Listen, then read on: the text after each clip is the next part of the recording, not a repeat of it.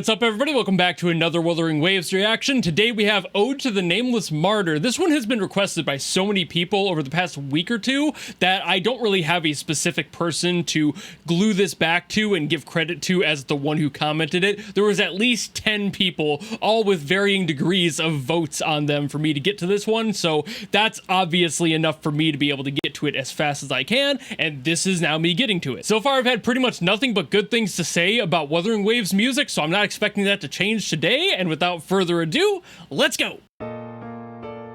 Ooh.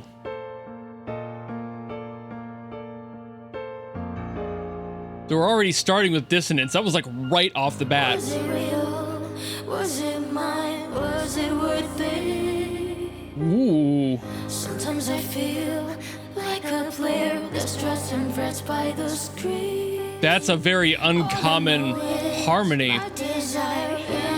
Oh, that is sick. Let's go. Put some petals on my chest, right on the tear. I would just fall into that sunset with the rest to see. Oh, this is so cool. Done its best to contain their schemes. Now all sounds are drowning with me. This is a very uncommon melody, harmony, everything. That's a unique song already.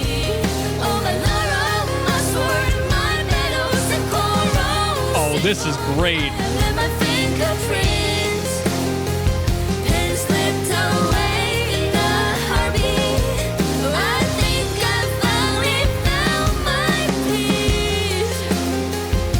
Hell yeah.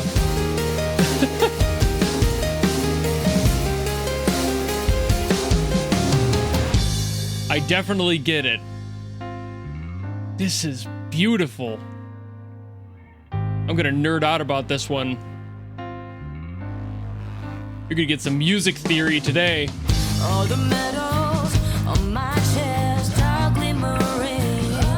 Oh god, that guitar. Flash of light, there's my eyes making what a great tone.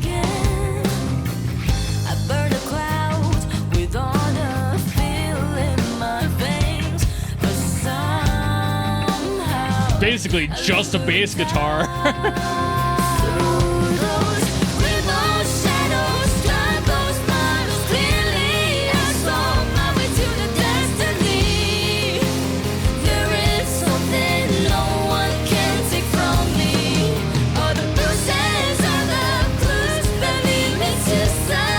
Very emotional too, which always works with this approach. I'll get into that, but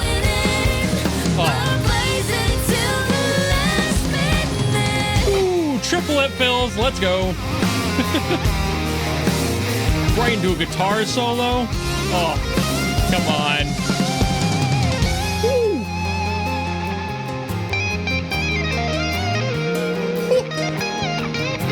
All right, chill out, guitar guy. God. That was fantastic. I saw my way to the destiny. There is something no one can take from me. All the bruises of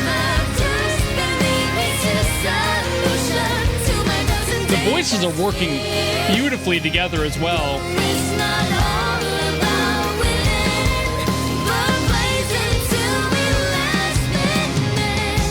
Oh, the big payoff there.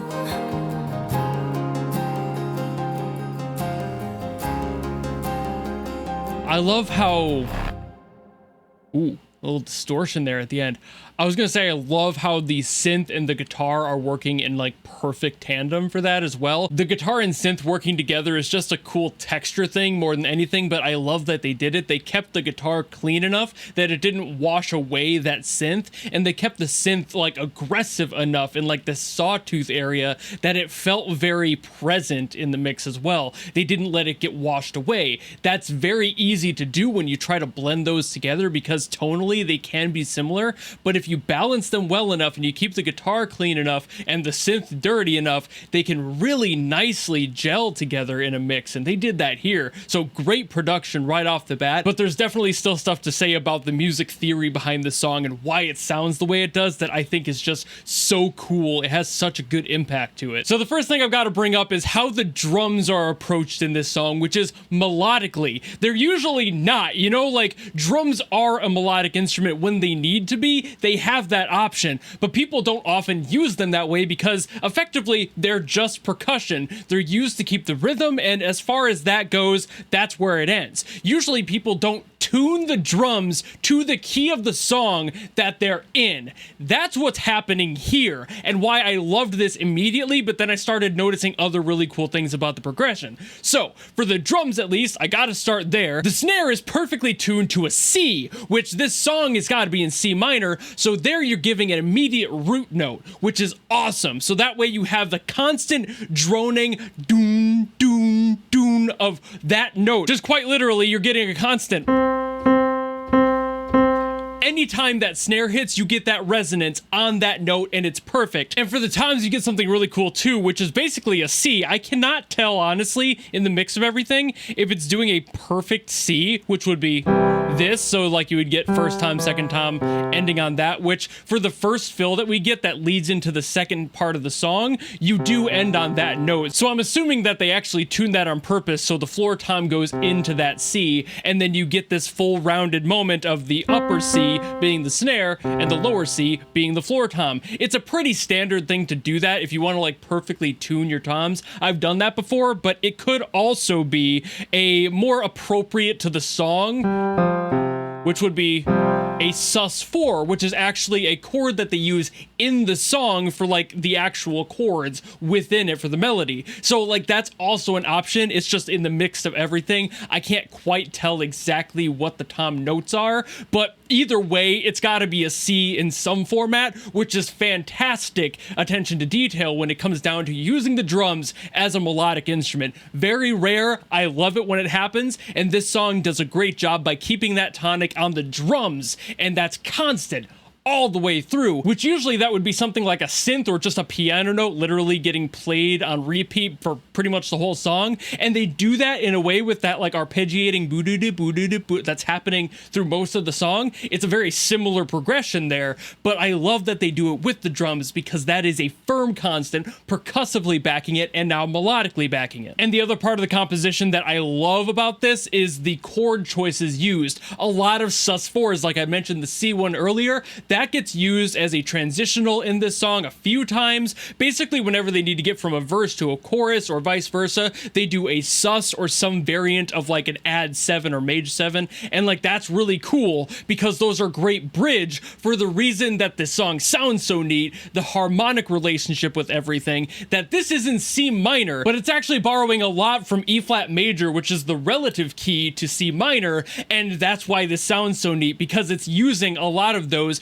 interchangeably, and therefore you have to have a lot of those add 7s and susses in there to make sure everything works, so you can borrow the keys you need to be able to set that in the listener's ear so they're aware that those are going to be used, that the song is going to shift like that you can use these interesting harmonies like I was getting hyped up about initially. That's why this happens. That's why it was so cool to bring up, and I don't get to talk about it often, because while plenty of songs out there will utilize their relative keys to be able to do this sort of thing, they don't use them in the full production of the harmonies, and the exact relationship between the verses and chorus is usually more what they do. It's the harmony ones that get me here. The fact that they're utilizing these relationships to borrow notes that otherwise would never be together in order to make it sound so much more full and have these interesting like dynamic relationships between these singers that are doing this, and you get this really nice sound as a result. It's something that sounds very otherworldly and emotional emotional because you're utilizing both the minor and a flat major. So you're getting this sort of relationship of two sides of the same coin through just the music alone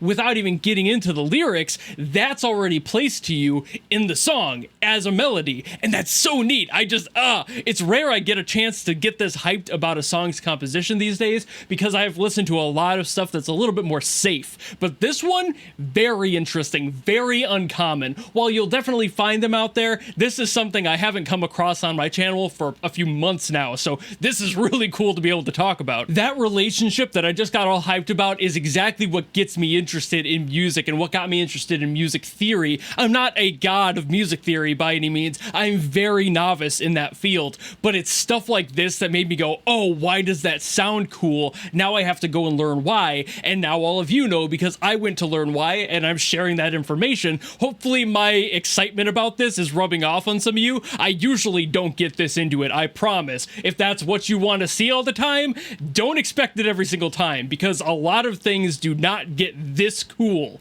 As great as all music is, this song is a very fine grain of sand in a beach of other music, and it's like, I love this. It's so rare to hear stuff like this these days. But I think I've yapped about this one enough, so thank you all so very much for watching. Hopefully you enjoyed me getting this excited about things. I know sometimes that can be off-putting to some people, but hopefully that's not the case this time. If you have something else you want me to get to from Wuthering Waves, by all means, drop it down in the comments below. Hopefully we get something this cool again. I would love to get this excited one more time. But otherwise, if you just want to follow me and support me for more stuff coming in the future, then you know how to do all that, and I will see all of you in the next video. Goodbye!